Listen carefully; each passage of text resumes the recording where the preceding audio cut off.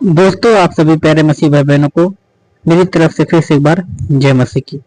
दोस्तों, आज मैं आप लोग बीच में एक ऐसी गवाही लाया हूँ जो कि आप लोगों को आज हैरान कर देगी कि एक ऐसी फैमिली की गवाही लेकर आया हूँ। जैसे कि आप लोग देख पा रहे हैं, स्क्रीन पर एक वीडियो चल रहा है। आज इन्हीं की गवाही दोस्तों मैं आप लोगों के सामने शेयर करूंगा कि आखिर इनके जीवन में वो कौन सी समस्या थी, किस कारण ये प्रभु यीशु मसीह पर आए और आज विश्वास कर रहे हैं, और उस महान प्रभु यीशु मसीह की महिमा के लिए अपनी गवाही को हम सबके सामने साझा करें। दोस्तों, इनके बारे में बता देना चाहता हूँ। इनकी एक किराने की दुकान थी जो कि 1997 में, लगभग देखा जाए तो आज 25 साल पहले इनकी दुकान थी, और ये बहुत ही ज्यादा पैसा कमाया करते थे। उस समय लगभग ये ना 4 से 5 हजार रुपए यानी कि दुकान से कमा लिया करते थे रोज। लेकिन फिर भी इतना पैसा होने के बावजूद भी इनके घर में कोई शांति नहीं है। इनके घर में हर कोई बीमार रहता था, हर कोई को पीलिया हुआ करता था दोस्तों। लेकिन फिर भी ये ना गलत चीजों में, गलत संगति में पड़े रहते थे और ये उस पैसे का गलत इस्तेमाल करते थे। लेकिन आज ये सच में प्रभु यीशु मसीह को जाने हैं और उसकी महिमा करें दोस्तों। तो आज इनकी गवाही मैं आप लोग सामने शेयर करूंगा। आइए इनकी वीडियो को, इनकी गवाही को सुनते हैं। 1997 से आपका पूरा परिवार परेशान होने लगा। जी सर। आप खुद बताएं जी कि आपको क्या किस बीमारी से प्रॉब्लम होने लगी, क्या समस्याएं की शुरुआत हुई आपके परिवार में? पीलिया से सर। और पीलिया की बीमारी से 1997 से आपके परिवार में पीलिया की बीमारी को आना शुरू हुआ आपके परिवार में। जी भैया जी। सबसे पहले पीलिया की बीमारी किसको लगा? हमारे वाइफ पत्नी को। और आपने लिखा है कि हमेशा किसी न किसी को पीलिया हो जाता था और जितना पैसा आप कमाते थे वो सब रोग बीमारी से छुटकारा पाने के लिए आप खर्च किया करते थे। जी भैया जी। क्या काम करते थे आप? किराने की दुकान थी सर। लगभग कितना आप कमा लेते थे महीने में? अब उस समय तो डेली मतलब बिक्री 3-4 हजार की हो जाती थी सर। डेली? हाँ सर। उस समय 1997 में? 1997 में हुलासी का पूरा में। परमेश्वर की स्तुति। उस समय इतना पैसा कमाते थे, लेकिन ये बता रहे कि मैं जितना भी पैसा कमाता था वो रोग बीमारी में चला जाता था और ये छुटकारा पाने के लिए अपना पूरा पैसा खर्च कर दिया करते थे बीमारी के पीछे। यस भैया जी। क्योंकि हमेशा ये पीलिया के रोग से किसी ना किसी को रहता था और परिवार में हमेशा लड़ाई झगड़े हुआ करते थे। यस भैया जी। आप खुल के, आप जितना बोल सकते हैं आप बताएं कि क्या होता था आपके परिवार में उस समय? भैया हमारे परिवार में हमारे पत्नी को जो है उनसे मैं लड़ाई भी करता था और बहुत ज़्यादा उनसे मैं नफरत करने लगा। उसके बाद पैसा तो आता ही था और उसको फिर हमने गलत संगति में चले गए। हम भी दारू पारू पीने लगे प्रभु के दारू। और आपने जब आपकी पत्नी को पीलिया हुआ था उस समय भी आप अच्छे पैसे कमा रहे थे, लेकिन आपका पूरा पैसा दवा कराने के लिए खर्च होता था। जी भैया जी। और आपने लिखा कि आपकी पत्नी से आपकी पटती नहीं थी, आपको लड़ाई झगड़े भी हुआ करते थे। जी भैया जी। और जिसके कारण आपने पैसा आपके पास आता ही था, आपने नशा करना, जैसा आप शराब पीना, गुटखा खाना, पान खाना, गलत लोगों के साथ संगति करके अपना पैसा उड़ाना शुरू किया आपने। जी भैया, हमने दारू और हर नशा मैं करता था और सारा पैसा उसे में लुटा देता था। मेरी पत्नी भी बेचारी पीलिया से ग्रस्त थी, मैं उसका सुनता नहीं था। और ध्यान दे कलीसिया कि इनकी पत्नी पीड़ित थी पीलिया से, लेकिन ये अपनी पत्नी की नहीं सुनते थे और उनसे झगड़ा करते थे। आप ध्यान दें कि जब शैतान आपके परिवार पर नियंत्रण लेता है तो आपको कभी भी आपकी फैमिली में, चाहे आपकी पत्नी हो या फिर आपका पति हो, उससे आपको नफरत होगी। उसकी बात सुनते ही आपको प्रेम आना चाहिए, लेकिन आज के दिन में पत्नी की बात सुनते ही आपको गुस्सा आता है, पति की बात सुनते ही आपको गुस्सा आता है। ये शैतान का काम है। जैसा आप सुन पा रहे हैं कि ये पत्नी भी बीमार थी, स्वस्थ नहीं थी, लेकिन फिर भी ये उनकी बात नहीं मानते थे, लड़ाई झगड़ा करते थे और नशे में, गलत संगति में अपना पैसा खर्च करते थे। जी भैया जी। और ध्यान दें कि इस परिवार की इस तरह की घटना थी कि ये गुस्से में आकर के अपना 1 बीघा खेत, 4 बिस्सा का जो घर था और 4 बिस्से का जो इनका बाग था, ये गुस्से में आके उसको बेच दिए। आपने पैसे क्या किए उसको बेच करके? बेच करके सब उड़ा जमा दिए और बहुत थोड़ा बहुत जो बचा था उसके बाद फिर हमने जो है पत्नी से जो लड़ाई की थी, हमने कहा चलो फिर शहर में ले लेते हैं। फिर हमने उनको जो है 1997 में मैंने बेचा, तो 1998 में हमने उमरपुर नीवा में जो है प्लाट 36 बाई 59 का खरीदा। और आपने 1 बीघा खेत गुस्से में बेचा और 4 बिस्सा घर और 4 बिस्सा आपका बाग था, उसको आपने गांव का बेच दिया और काफ़ी पैसे आपने गुस्से में खर्च भी कर दिया। लेकिन कहने के अनुसार आपने पत्नी की कुछ बात मान के आपने उसी पैसे से कुछ ज़मीन आपने सिटी में ले ली। जी, उमरपुर नीवा में 36 बाई 59 का प्लाट मैंने खरीदा। और आपके घर में आपने लिखा है कभी भी मैंने शांति नहीं देखी। शांति नहीं देखी, कभी नहीं शांति, लड़ाई दंगा, दारू में मैं बूढ़ रहता था, गलत संगति हो गई थी, उनके संगे में चले जाता था, दारू पीता था, उसे मैं एकदम बर्बाद था। और आपने लिखा है कि और जब आपने दूसरी जगह मकान लिए वहां पर भी कोई शांति नहीं थी आपको। और आपने लिखा है कि यहाँ पर आपकी पत्नी का जो था वो डिलीवरी का समय था। जी, उमरपुर नीवा में उनके डिलीवरी का जो है समय था, और उनके जो डिलीवरी जो होने वाली थी, यही मेरा बच्चा है जो मेरे बगल में खड़ा है, यही पैदा होने वाला था। पत्नी ने हमारी बच्चे को तो जन्म दे दिया, लेकिन उनके पास खून नहीं था। मैंने उनको जब बहुत सीरियस हो गई तो नाजरेस अस्पताल में मैंने लेके भागा, नाजरेस अस्पताल में।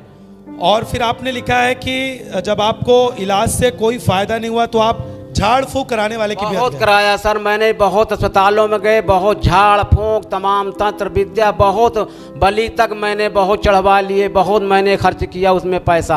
आपने जितना हो सकता था तांत्रिक जो भी बलिदान के लिए बोलते थे, आप उस सब कुछ बलिदान आप देते थे उनको। जी भैया जी, बहुत मैंने बलिदान में खर्च किया, बहुत मैंने पैसा दवाई में, नाजरेस अस्पताल, बिजरानी हॉस्पिटल, चिरौंजी अस्पताल, बहुत मेडिकल में कुल और मैंने जितने भी हॉस्पिटल थे जहां भी लोग आपको सजेस्ट करते थे, सुझाव देते थे, और जहां भी आपको तंत्र मंत्र के लिए, जादू टोने के लिए, बलिदान के लिए कुछ भी सुझाव देते थे, हर एक काम करने के लिए आप रहते थे वहां पे। जी भैया जी, हर दरे में तंत्र मंत्र, कौसाम्बे उनसाबी, पूरे दर में इलाहाबाद, प्रतापगढ़, बहुत मैं परेशान। और आपने लिखा कि फिर भी आपको आराम नहीं हुआ और आपकी पत्नी का मृत्यु हो गया। जी जी भैया जी, हमारी पत्नी बची नहीं, खत्म हो गई। 4 लाख रुपया उसके पीछे मैं बर्बाद किया था। और उनके द्वारा जो बेटा पैदा हुआ, ये बीच में खड़ा है, ये बच्चा पैदा हुआ, उसके बाद आपकी पत्नी की मृत्यु हो गई बीमारी। जी भैया जी, हमारी पत्नी वही उमरपुर नीवा में खत्म हो गई। और उनको बीमारी जो थी वो पीलिया की बीमारी थी, पीलिया की बीमारी, जिसके कारण उनको खून की कमी हो गई थी। जी भैया जी। और आपने उसके लिए इलाज भी कराया, बड़े से बड़े हॉस्पिटल में, बड़े से बड़े तांत्रिकों के पास ले गए,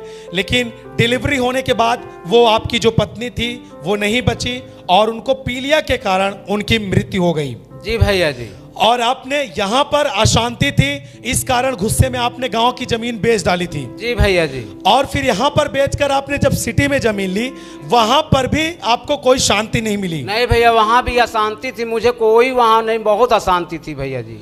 मैं एक बात इन बच्चों से पूछूंगा, जो इनके बेटी है वो रो रही है, आप बताओ कि मतलब क्या फील कर रहे हो आप, किस लिए आपके आंसू आ रहे हैं, आपका क्या था आपके परिवार में, आप खुद बता दीजिए। मेरी मम्मी नहीं थी, फिर भी मुझे प्रभु ने चुना। मेरा हमेशा दिल करता था कि मैं प्रभु के दरबार में जाऊँ, पापा को कहती थी, लेकिन कोई मेरी बात को नहीं सुनता था। मैं जब स्कूल में जाती थी, मेरे सब साथी लोग, सब फ्रेंड्स लोग जाते थे चर्च में, क्रिसमस डे मनाते थे।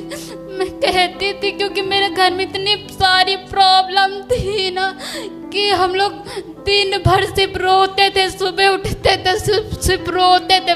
पापा हमारे कहते कि जहर मिल जाए वही खाने मिला के सब अपने बच्चों को खिला दो और साथ में ही प्रभु हमको उठा ले। ऐसे ऐसे हमारे घर में बहुत सारी दिक्कत और इस तरह की प्रॉब्लम थी। आप जान सकते हैं कि ये जो बेटी इनकी खड़ी है, ये जब अपने बच्चे स्कूल में जाती थी, आप किसी क्रिश्चियन कॉलेज में पढ़ती थी? नहीं, सब लोग क्रिसमस मनाते थे, हम इलाहाबाद में पढ़ते थे। तो आप छोटी थी, आप पढ़ती थी तो क्रिसमस मनाया जाता तो वहाँ पे जाती थी, तो आपको वहाँ पे जाने के बाद शांति महसूस होती थी।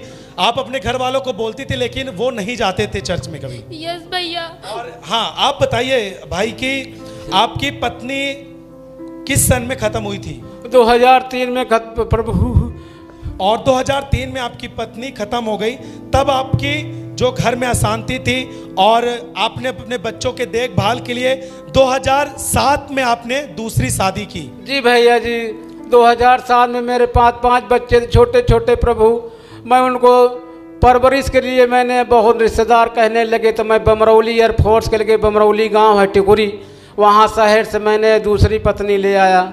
और 2003 में आपकी पत्नी खत्म हुई और आपने 3-4 साल के बाद आपने निर्णय लिया कि अपने बच्चों का पालन पोषण करने के लिए, फिर आपने अपने बच्चों का पालन पोषण करवाने के लिए आपने अपने जीवन के लिए आपने दूसरी शादी 2007 में आपने की। यस भैया जी, दूसरी शादी की मैंने। और फिर आपने लिखा है कि दूसरी पत्नी से भी हमेशा लड़ाई झगड़े हुआ करते थे। जी भैया जी, उनसे भी अशांति थी, लड़ाई दंगा होता था प्रभु। आप एक बात बताएं कि जब आपकी दूसरी शादी हुई कितने महीने तक आप सही से रह पाए शांति के साथ? नहीं रह पाए भैया, शांति ही शांति थी प्रभु। अशांति थी। अशांति थी। आप दूसरी पत्नी के साथ भी कोई सुख में नहीं रह पाए, उनसे भी आपका लड़ाई झगड़ा होता रहा। जी भैया जी। और वहां भी अशांति के कारण 2011 में आपने दूसरी जगह मकान लिया। जी भैया जी, यहाँ जब पत्नी को ले आए तो ये वाला मकान बहुत कर्जा हो गया था तो बेचना पड़ा। फिर हमने दूसरे दरे वही उमर पूर्णिमा के लगे, दूसरा हल्का लगता है यादवपुर, कंधाईपुर के पहले हमने दूसरा वहाँ 2011 में मकान लिया। और आपने लिखा है कि आपके साथ आपकी माँ भी थी एक। जी भैया जी, हमारी माँ थी। आपकी माँ को क्या हुआ था? हमारी माँ भी प्रभु पगला गई, वो भागने लगी। कौसाम्बी बहुत मैंने ढूंढा, नहीं पाया। फिर उनको हमने किल्हापुर मोड़ के लगे, जो पुल है किल्हापुर मोड़ का, मैं जब वहाँ उनको पाया बहुत परेशान थी। हम उनको पकड़ के लाने किए तो वहाँ वाले बताए भैया इनको हम लोग बचाए नहीं, बहुत लोग पागल समझ के ईंट पत्थर थे, उनको बहुत मारे थे। और आपकी माँ किस सन में इस तरह उनको प्रॉब्लम हुआ था, पागलपन? जब हमने तीसरा मकान यादवपुर के लगे लिए, वहाँ उन्होंने 2011 में उनका मानसिक स्थिति खराब हो गई और उस समय से वो पागल जैसा व्यवहार करने लगी, पागल जैसा भाग गई थी। और यहाँ तक कि वो दूसरी जगह भाग गई थी। आप ढूंढ करके बहुत पाया आपने? जी, कई दिन बाद उन्होंने पाया, किल्हापुर मोड़ है वहाँ एक पुल है, वहाँ मैंने पाया। और जैसा आपने लिखा है कि जब आपकी दूसरी शादी हुई, आपकी दूसरी शादी होने के बाद जो आपकी पत्नी थी दूसरी, उसको भी सेम वही प्रॉब्लम हुई जो आपकी पहली पत्नी को था? जी, जो हमारी मम्मी हैं पागल हो गई। जब उनको हमने लेके आया तो उनको हमने बहुत प्रयास किया, बहुत मतलब दिखाया सुनाया, बहुत तांत्रिक लगे, लेकिन मेरी माँ भी नहीं बची, वो मर गई। और मरने के बाद वही जो पीलिया थी हमारे दूसरी पत्नी को पकड़। आपकी पहली पत्नी पीलिया में मरी और फिर जब दूसरी पत्नी को भी पीलिया का रोग हो गया, उस समय आपने क्या सोचा? आपको कुछ लगा होगा उस समय? उस समय हमें यही लगा कि हम फांसी लगा के मर जाएं, क्योंकि हमने 1 2 3 मकान मैंने बेच चुका था, एकदम बर्बाद हो गया था। हम बहुत लेके उनको हमने भी बहुत लेके गया, बहुत दरे दिखाया, झाड़ फूंक कराया, दवाइयाँ छुड़वाते थे, माठा में बहुत लोग देते थे, केला में देते थे, तांत्रिक के पास गया। उसके बाद मेडिकल में उनको ले गए, भर्ती करे, उनके कलचुल डाले, मतलब उनके होश नहीं था एकदम। और फिर उनको भी जब पीलिया का रोग हुआ तो उनके लिए भी आपने बहुत ज्यादा प्रयास किया, दवा कराना, तांत्रिक, झाड़ फूक, ये सब आपने कर लिया? बहुत कराया। उसके बाद उनको भी ले गए, मेडिकल में भर्ती करे, बोले इनके खून नहीं है, 2 पॉइंट खून था, उनके भी हर चीज दवा हुआ, लेकिन 2.5 लाख रुपया उनके पीछे में खर्च हो गया। तो मेरा यादवपुर का भी मकान बेच कर मैंने, और आपने तीसरी जगह जो मकान लिया था, तीसरी जगह का मकान भी आपने बेचकर चौथी जगह आपने मकान लिया? जी भैया, तीसरा तरह भी बेच करके पत्नी को और बच्चों को लेकर मैं पूरा मुक्ति, रसूलाबाद कोयला लगता है जहां मैं जमीन खरीदा था, अराजी नंबर 414। और फिर आपने ऐसे करके कई जगह आप घर बदल कर भटक रहे थे आप, और आपको कहीं पर भी जाके शांति नहीं मिलती थी। वो बीमारी, जो श्राप था, वो लगातार बना आ रहा था और लगातार आपके पीछे था। आपकी पहली पत्नी मरी, फिर उसके बाद आपकी माँ मरी, मृत्यु हो गई, फिर आपकी दूसरी पत्नी को लेकर आपने चौथा मकान लिया। जी भैया जी, मैं पत्नी बच्चों को लेकर फिर कौसाम्बी लगता है, पूरा मुक्ति थाना था, रसूलाबाद कोयलाहा में मैंने जमीन चौथी खरीदी। और फिर उसके बाद आपने लिखा है कि जब मैंने अपनी पत्नी के लिए बहुत इलाज करवाया, झाड़ फूक करवाया, और उसके बाद 15 नवंबर 2018 को आपकी उसकी पत्नी की भी मृत्यु हो गई। जी भैया, 15 नवंबर 2018 की उसी पीलिया के वजह से मैंने बहुत दवा करते करते करिए लेकिन बची नहीं, वो भी 15 नवंबर 2018 को ख़त्म हो गई। आपकी दूसरी पत्नी की भी मृत्यु हो गई 2018 में 15 नवंबर को। जी भैया जी। आपकी पहली पत्नी भी पीलिया के रोग से मरी और दूसरी पत्नी भी आपकी पीलिया के रोग से मर गई, मृत्यु हो गई। जी भैया जी। और आपने जब आपकी पत्नी की मृत्यु हो गई तब आपके मन में क्या आने लगा? फिर हमारे मन में यही आया कि अब हम पूरे बच्चे को लेकर के सब कहीं भाग जाएं या तो फांसी लगा के मर जाएं।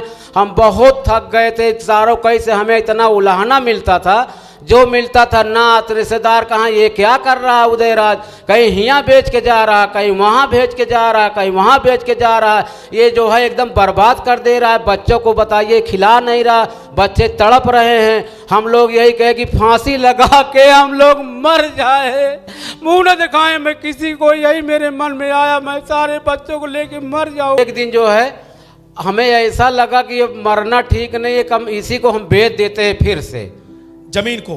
जी भैया जी, जो पूरा मुक्ति में मैंने खरीदा था। हमें फिर बच्चों को देख करके भी दया आ गई कि बच्चे को फांसी लटका दें या इनको हम जहर दे देंगे। तो हमें मतलब ऐसा एहसास हुआ कि मैं फंस जाऊंगा, मेरा जेल भी हो जाएगा, मैं बच्चे मर भी जाएंगे, अगर हम बचते हैं तो हमारी जेल हो जाएगी। तो हमने सोचा कि वो भी मैं ज़मीन बेच दूँ। और फिर आपने वो चौथी जगह भी बेच दी आपने? जी भैया जी, मैंने चौथी जगह बेच करके मैंने फिर हुलासी के पूर्वा जहाँ से बेच के गए थे 1997 में बेचा। आपने फिर वहीं पे आके जमीन लिया? जी भैया जी, मैंने फिर जो भाई थे हमारे जिनको मैं बाग अपनी दिया था, मैंने उनसे फिर रोने लगा। वो भी आए थे, देखे थे मट्टी उट्टी सब, वो भी दोनों पत्नी में आए थे, माँ में भी आए थे वो लोग। तो उनसे हमने कहा भैया हम मर जाएंगे सब बच्चों को लेकर के। तो उन्होंने कहा भाई ठीक है, अगर आपको बेचना चाहते हो तो बेचो, वो आपकी बगिया जो दिए हो हम उसको पैसा लेके तुमको हम देते हैं, वापिस देंगे आपको, पैसा लेके दिए हैं। और फिर आपने लिखा है कि मृत्यु के बाद आपके परिवार का माहौल जो था बहुत खराब हो गया। बहुत खराब हो गया। मेरे भाई लोग सब यहाँ से गए, सतवातना देने लगे कि फांसी मत लगाओ न जहर खाओ, चलो भाई जो तुमने दिया है पैसा दे दो, हम तुमको दे देते। और इनका घर का पूरा माहौल बिगड़ गया, यहाँ तक कि ये जो इनके बीच में इनका बच्चा खड़ा है वो भी नशा करने लगा। जैसा आप सुन पा रहे हैं कि ये बच्चा भी इतना नशा करता था कि लड़ाई झगड़े करना, मारपीट करना, पूरी रीत से जीवन जो था वो बर्बाद हो चुका था। इस बहन से पूछेंगे कि उस समय आपका माहौल क्या था, आप क्या करते थे उस समय, क्या सोचते थे आप? मेरे मन में भी बहुत बुरे बुरे विचार आते थे। मुझको भैया लोग को देखती थी तो ऐसे गंदे गंदे से विचार आते थे और हमेशा सोने का मन करता था। और मुझे शैतान इतना सुला मतलब नींद में ऐसे करता था कि मतलब तुम्हारे पास सुख नहीं है, मेरे साथ आओ, मैं तुमको बहुत अच्छा। मुझे ऐसे लगने लगता था कि जो ऐसे असली ज़िंदगी में नहीं मिलता वो सपने में ही कम से कम मिल जाए। तो मुझे फिर दुष्ट आत्माओं के अटैक होते थे, मुझे सपने में सब कुछ ऐसा लगता था कि मैं अभी सोऊंगी तो मुझे सब सपने में ही मिल जाएगा। ऐसे ऐसे मुझे होने लगा, फिर मुझे झुकाव होने लगा उन लोग की तरफ और मैं हमेशा सोती थी।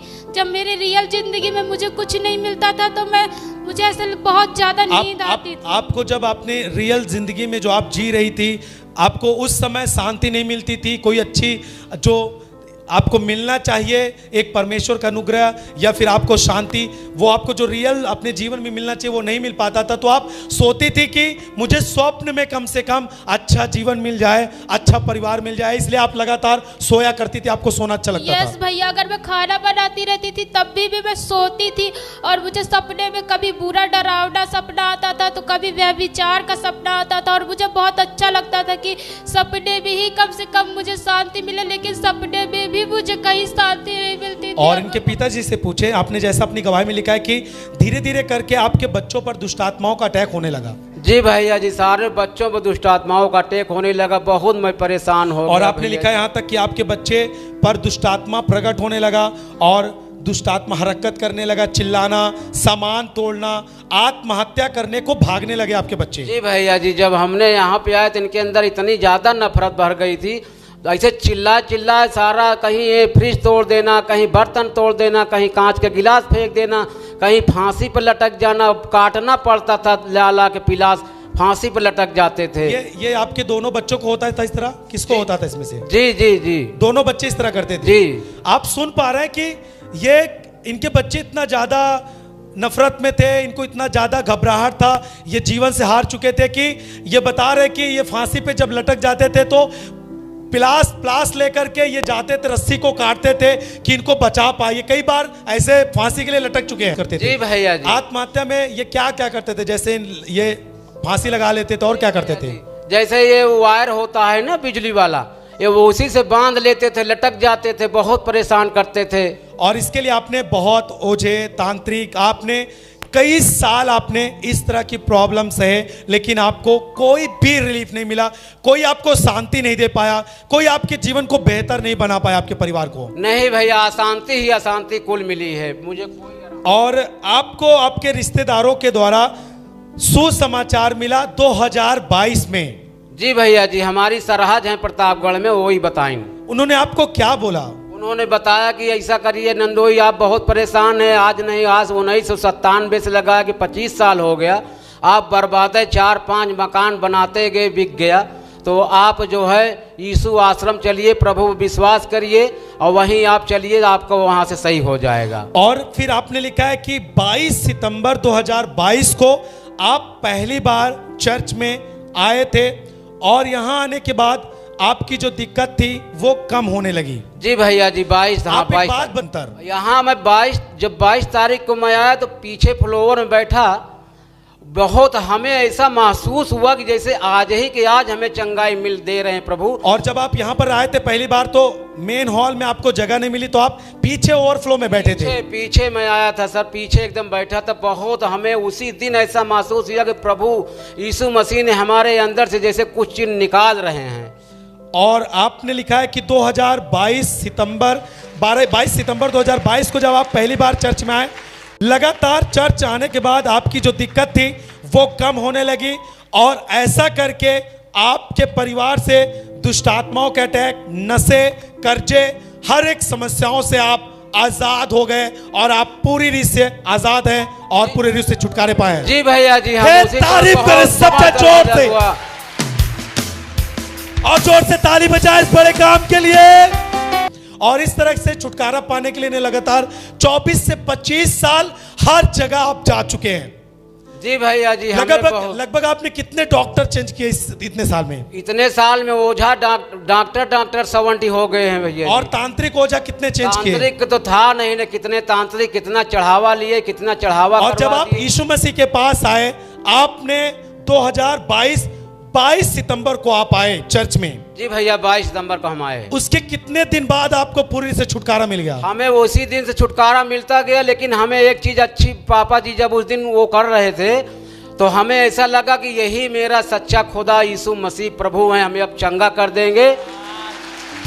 जोर से तारीफ करें एक बार फिर से। और जब आप यहां पर आए पहली बार, आपने 100 डॉक्टर चेंज किए और 100 से ज़्यादा आपने तांत्रिक चेंज किए, लेकिन जब आप 22 सितंबर को 25 साल से आप इस तरह प्रॉब्लम थी, पूरा परिवार यहाँ पर जितने भी लोग हैं वो आपके गवाही को सुन पा रहे हैं, वो आपके दुख को समझ पा रहे हैं, आप खुद किस तरह थे वो आपके जीवन से दिख रहा है। और जब आप इतने ज़्यादा हैरान, इतने ज़्यादा दौर आपने खटखटाए, आपको कहीं से रिलीफ नहीं हुआ, लेकिन जब आप पहली बार चर्च में आए, इसके बाद फिर आप कहीं पे गए दोबारा? कहीं नहीं गए, हमें प्रभु यीशु मसीह ने एकदम चंगा कर दिया, पूरा हर चीज आजाद हो गया। जोर से ताली बजाए।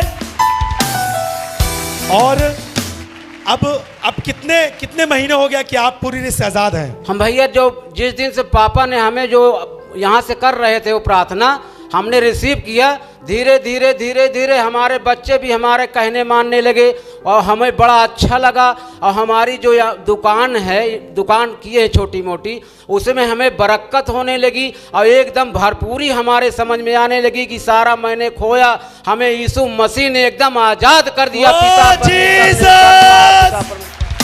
हम लोग समझ लीजिए पिता परमेश्वर को इतना हमने पकड़ लिया कि 3 घंटा मैं 3 बजे से उठता हूँ, प्रार्थना करता हूँ, पिता परमेश्वर यहोवा का पिता परमेश्वर आशीर्वाद और चमत्कार हमें जो है वहीं से मिला। और हमने सुबह 3 बजे से प्रार्थना सारे बच्चे को उठते हैं करते हैं, और शाम की भी हम जो वचन डाली जाती है ऑनलाइन उसको भी मैं पूरा करता हूँ। 11 बजे 10:30 बजे तक मैं करता हूँ। 4 घंटा मैं सोता हूँ, उसी में मेरी पूरी नींद प्रभु ने मुझे दे देता है। हमने 32 लाख रुपया खर्चा किया, मेरे जमीन के सारा कागजात 32 लाख रुपया हमने खर्च किया आज तक पूरी जिंदगी में, 1997 से लेकर के आज तक। लेकिन जब हमने 22 तारीख को मैं यहाँ आया, प्रभु ने हमें छुआ, मेरा घर, मेरे बच्चे, हमें सब कुछ मिल गया। प्रभु यीशु मसीह ने हमें दिया, मेरा खुदा मिल गया, मेरा सच्चा यहोवा मिल गया। यीशु मसीह का मैं शुक्रगुजार हूँ, प्रभु मुझे बहुत। और इन भाई की जो आप नशा करते थे, शराब गुटखा, ये कितने साल से आप करते थे गुटखा नशा शराब? भाई 1997 से मेरे पास दुकान थी किराने की, मैं बहुत लत में खराब था, दारू गुटखा बहुत मैं नशा बहुत करता था। और जब से मैंने 22 तारीख से प्रभु के आगमन में मैं आ गया, मुझे खुदा ने बुला दिया, तब से मैंने एकदम सब चीज त्याग के अब मैं उनकी आराधना में जुटा रहता हूँ। पिता परमेश्वर यीशु मसीह के मैं महिमा करता हूँ 3 बजे रात से, और मैं 10 बजे आराधना करता हूँ, प्रार्थना पिता परमेश्वर। आपका पूरी रीत से नशे की आदत छूट गई आपकी? एकदम भैया, एकदम। मैं दूसरे को भी शिक्षा देता हूँ कि आप क्या देते दूसरों की शिक्षा? को मैं अपने गांव में बताता हूँ, सब यहाँ पहली बार आए हैं, बैठ गए हैं, मैं उन्हें कहता हूँ कि सो गए हो, उठ जा बंदे, और पिता परमेश्वर को याद कर, तेरा घर एकदम आकाश में बन जाएगा। ताली बजा जोर से पूरे साथ है। तो दोस्तों, हमारे प्यारे मसीह भाई बहनों, आप लोगों ने इस गवाही को देखा और कितना अद्भुत तरीके से जो हमारा प्रभु यीशु मसीह है अपने लोगों की रक्षा करता है। जी हाँ दोस्तों, जो कोई प्रभु पर भरोसा करता है वो कभी लज्जित नहीं होता है, बल्कि उसका जीवन पूरी तरह से बदल जाता है। जैसा कि आज ये जो ब्रदर हैं, ये जो परिवार है, इनके जीवन में कितनी ज्यादा समस्याएं थी, इन्होंने कितना पैसा खर्च कर दिया था, यहाँ तक कि ये बता रहे हैं कि यहाँ पर 32 लाख रुपए खर्च कर डाले दोस्तों, फिर भी इनको कहीं पर सुकून नहीं मिला, कहीं पर भी इनको शांति नहीं मिला। लेकिन दोस्तों, जब इन्होंने प्रभु यीशु मसीह के बारे में जाना, जब कोई ब्रदर इनको परमेश्वर का सुसमाचार सुनाया, तो आज सच में इनका जीवन जो है पूरी तरह से चेंज हो गया, पूरी तरह से बदल गया। और जो कुछ इन्होंने जीवन में खोया था दोस्तों, वो सब कुछ आज इनके पास प्रभु ने वापस लौटा दिए। सच में ये गवाही बहुत आशीर्वाददायक थी, और मैं चाहता हूँ कि इस गवाही को हर एक मसीह भाई बहन लोग देखें। हर एक विश्वासी है जो प्रभु यीशु मसीह पर विश्वास करते हैं, वो लोग इस गवाही को देखें, क्योंकि यह गवाही हर एक मसीह जब सुनेंगे ना, तो उनका विश्वास सच में मसीह में मजबूत होगा। इसलिए इस गवाही को मैं आप लोगों से रिक्वेस्ट करता विनती करता हूँ, इस गवाही को शेयर करें दोस्तों। इस गवाही को जहां तक हो सके वहां तक इस गवाही को पहुंचाएं, कोने कोने में पहुंचाएं, जहां कोई परमेश्वर के लोग हैं वहां तक इस गवाही को पहुंचाएं, ताकि इस गवाही को सुनने वाले भी प्रभु यीशु मसीह से आशीष पा सके, उनका विश्वास प्रभु यीशु मसीह में मजबूत हो सके। इस गवाही को अपने व्हाट्सएप में, मसीह ग्रुप में, जहाँ कहीं प्रभु के लोग हैं वहां तक जरूर से जरूर शेयर करिएगा। और हाँ दोस्तों, मेरा विश्वास है कि इस गवाही से आप लोग भी बहुत आशीष पाए होंगे, क्योंकि जब हम किसी को गवाही को सुनते हैं, सच में हमारा विश्वास जो है प्रभु यीशु मसीह में मजबूत होता है। और इस गवाही से मुझे बहुत आशीष मिली, उम्मीद करता हूँ आप भी बहुत आशीषित हुए होंगे। चलिए दोस्तों, मिलता हूँ आप लोगों से फिर अगली वीडियो में ऐसी ही अद्भुत गवाही के साथ, अद्भुत टेस्ट बनने के साथ। तब तक बने रहिए इस चैनल पे। सबको जय मसीह की। और हाँ दोस्तों, क्या आप और भी परमेश्वर की अद्भुत गवाहियां सुनना चाहते हैं? क्या आप और भी परमेश्वर के अद्भुत कार्य को देखना चाहते हैं? तो आप लोग इस चैनल पर जाइए। इस चैनल पे बहुत बड़ी बड़ी गवाहियां दोस्तों, जो प्रभु यीशु मसीह ने लोगों के जीवन में काम किए हैं, आप लोग जाकर उन गवाहियों को जरूर सुनिए और अपना विश्वास मसीह में मजबूत करिए। मुझे आशा है कि आप लोग जाकर गवाही को जरूर सुनेंगे। चलिए दोस्तों, मिलता हूँ नेक्स्ट वीडियो में। परमेश्वर आप सभी को ढेर सारी आशीष प्रदान करे। आमीन, आमीन और आमीन।